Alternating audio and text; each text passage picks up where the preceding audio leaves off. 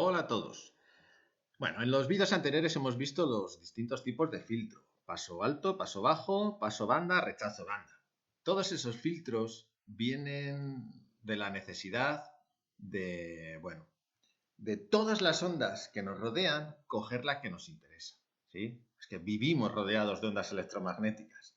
Tenemos las de el wifi, las de radio, las de telefonía, tenemos las de televisión, tenemos las de navegación, transporte marítimo, comunicaciones marítimas, las aéreas, tenemos las de comunicaciones terrestres, o sea, estamos rodeados.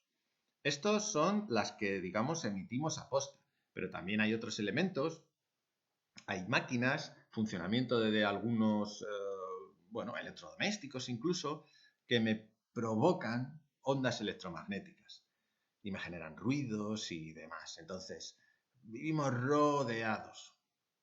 Y si yo solo quiero que la aeronave reciba una determinada señal para la navegación del BOR, ¿vale? O unas determinadas señales, pues tengo que filtrar el resto, tengo que eliminar el resto y filtrar y solo dejar pasar la que me interesa.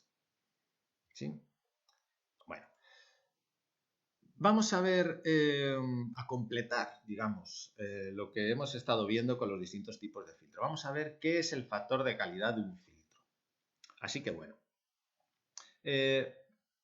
primeramente decimos, hemos definido un filtro de paso de banda como un circuito que solo permite pasar las ondas con frecuencias cercanas a la de resonancia.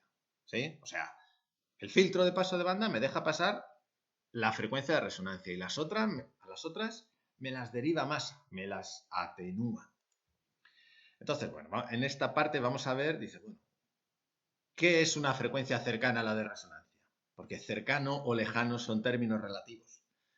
Una distancia de 27 metros, eso es un término claramente objetivo, ¿vale? Pero que cercanas o lejanas, bueno, ¿qué es cercanas a la de resonancia? Para responder a esta pregunta, primero vamos a definir qué es la atenuación, que bueno, ya en alguna ocasión le hemos visto atenuación y ganancia. Volvemos a insistir en ello. La atenuación de una onda es la pérdida de potencia que sufre esta onda cuando se transmite. O sea, va perdiendo potencia, energía, una onda con la transmisión. Por ejemplo, si tenemos este circuito alimentado con esta señal, aquí al principio tenemos la señal entera, pero según la corriente va avanzando por el circuito vamos teniendo caídas de tensión de tal manera que cada vez la onda me va siendo más pequeña, hasta que finalmente me desaparece. O como si decimos la atenuación, si estamos hablando o si ahora te alejas del ordenador o el teléfono donde estés viendo este vídeo, si te vas alejando, pues poco a poco vas a oír cada vez menos mi voz. Para algunos seguro que descansa un poco, pero bueno, el caso es que esa señal de audio se va a ir atenuando, la vamos perdiendo. Entonces, eso es la atenuación. Lo contrario es la ganancia. Si vosotros ahora vais subiendo el volumen, ¿vale? Del ordenador o la tablet o el teléfono en donde estéis, pues cada vez vais a aumentar la intensidad del sonido que tenemos, ¿vale? Lo que estamos haciendo es darle ganancia, aumentando la potencia de esa señal que estamos emitiendo. Ganancia y atenuación estamos hablando básicamente de lo mismo. Incluso a veces, pues en atenuación podemos hablar de ganancias negativas. ¿De acuerdo? O sea, que una onda gane potencia, serían las ganancias, o que la pierda, serían las atenuaciones. Pero estamos hablando de variaciones de potencia en una onda. Potencia, tensión o intensidad. La unidad de atenuación y de ganancia es el value. Lo que pasa es que normalmente nosotros utilizamos el decibelio. Seguro que os suena un poco más esto, el decibelio, ¿no? De forma matemática, la ganancia en potencia en decibelios es 10 por el logaritmo en base 10 de la potencia de salida dividido entre la potencia de entrada. Imaginaros que yo quiero saber la potencia, la ganancia que tiene un amplificador de sonido. Bueno, pues lo que tengo que hacer es decir, vale, 10 por el logaritmo en base 10 y digo, a ver, potencia de salida. ¿Cuánto es la potencia de salida? 20 vatios. Vale. ¿Cuál era la potencia de entrada de la señal, de la señal de sonido que queremos amplificar? 1 vatio. ¿Vale? Pues entonces sería 2 entre 1, bueno, sería 2, el logaritmo en base 10 de 2 por 10. ¿De acuerdo? Lo mismo con las tensiones. En este caso, en vez de hablar de potencias, podemos hablar de tensiones. Lo mismo, la tensión de la señal de salida dividido entre la tensión de la señal de entrada. En este caso lo multiplicamos por 20. Y también lo podríamos hacer con las intensidades. Intensidad de salida e intensidad de entrada. Y la potencia de salida pues será la tensión de salida por la intensidad de salida. Y la potencia de entrada será la tensión de entrada por la intensidad de entrada. Así que bueno, tengo ya aquí mis términos de ganancia o de atenuación. Atenuación tendríamos aquí un signo negativo. Bueno, un filtro de paso de banda atenúa, elimina, ¿no?, en cierto modo, las frecuencias distintas a la de resonancia. O sea, la de resonancia la deja pasar y el resto las atenúa. Ahora bien, la variación de atenuación con la frecuencia no es brusca, es progresiva. Entonces, vamos a considerar frecuencias cercanas a la de resonancia, aquellas comprendidas entre dos frecuencias que llamamos frecuencias de corte, que son las frecuencias que consiguen una atenuación de 3 decibelios respecto a la atenuación mínima. Vamos a verlo en una figura que seguro que lo vemos mucho mejor, en este gráfico de aquí. En este gráfico vemos la ganancia en decibelios que tenemos en una señal y vemos la frecuencia de resonancia y las frecuencias que decimos de corte. Entonces, hemos dicho, ¿cuáles son las frecuencias de corte? Pues las frecuencias de corte son aquellas que producen una atenuación de 3 decibelios respecto a la atenuación mínima. La atenuación mínima la tenemos cuando tenemos el máximo número de decibelios. ¿Vale? Es cuando atenuamos la onda a lo mínimo. La frecuencia de resonancia me la deja pasar. Más allá, si subimos de la frecuencia de resonancia o bajamos, el filtro empieza a actuar. Entonces, poco a poco, cada vez va atenuando, va dificultando frecuencias más bajas, dificultando el filtro que pasen hacia la salida. Frecuencias más altas, lo mismo.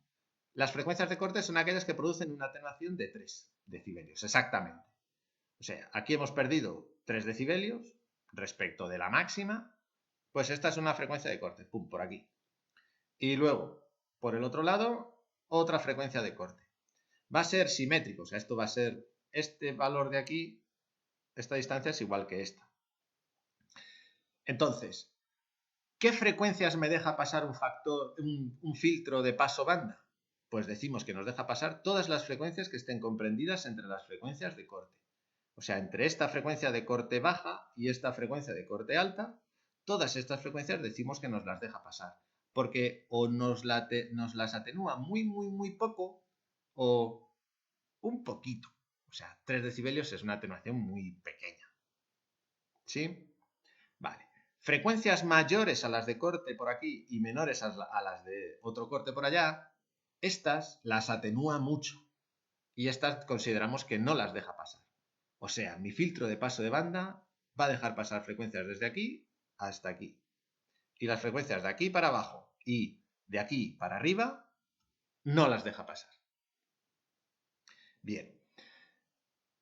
El rango de frecuencias que hay entre la del corte de baja frecuencia y el corte de alta frecuencia es lo que llamamos ancho de banda. ¿Vale? O sea, esta distancia de aquí, este sector de aquí, estas frecuencias de aquí es lo que llamamos ancho de banda del filtro. Esta figura y esto que hemos estado viendo es importante. Bien, vamos a ver esto para intentar comprenderlo un poco mejor. Por ejemplo, en comunicaciones VHF, que son las comunicaciones habituales entre las aeronaves y tierra. Bueno, fijaros, dice, hasta 1947 se empleó un ancho de banda de 200 kHz disponiendo de 70 canales. 200 kHz, o sea, desde la frecuencia baja a la frecuencia alta, 200 kHz, esos son 200.000 Hz. Fijaros que es un ancho de banda enorme. ¿Qué es lo que pasa? Si tenemos un ancho de banda tan grande, pues acabo enseguidamente las frecuencias que están destinadas para las comunicaciones VHF. Entonces, solo podemos disponer, o solo entre comillas, de 70 canales. En 1947 pues había tan poco tráfico aéreo que con 70 canales, ¿no? Hasta 1947, que con 70 canales pues tenían de sobra. Bien. O sea, digamos que teníamos un filtro con un agujero gordo, ¿no? Por así decirlo. Es nuestro filtro. Dejaba pasar mucho en cada canal. Desde el 47 al 58, el ancho de banda fue de 100 kilohercios, a la mitad de lo que teníamos. ¿Por qué? Porque cada vez había más tráfico aéreo y entonces yo necesito disponer de más canales para las comunicaciones, para que nos podamos comunicar con todas las aeronaves o las aeronaves entre ellas. Del 58 al 72 fue de 50 kilohercios, o sea, todavía bajó un poco más, se aumentaron el número de canales, y desde el 72 hasta nuestros días tenemos la separación estándar, digamos, el ancho de banda estándar de 25 kilohercios. Con 25 kilohercios disponemos de 760 canales. ¿Sí? Y bueno, utilizamos frecuencias que van de los 118 a los 136,975 MHz. Son las frecuencias que utilizamos en comunicaciones VHF. Estos son los 760 canales, digamos, tradicionales. ¿Por qué? Pues porque hoy en día en algunas zonas no nos dejan volar si no tenemos una separación de 8 kilohercios, ¿no? 8 y pico, no recuerdo bien. De tal manera que tenemos muchos más canales. Obviamente, cuanto menor es el ancho de banda, o sea, cuanto más estrecho es el ancho de banda, tanto más fino tiene que ser el filtro, tanto más mejor tiene que trabajar el filtro, porque tenemos que filtrar de manera más precisa.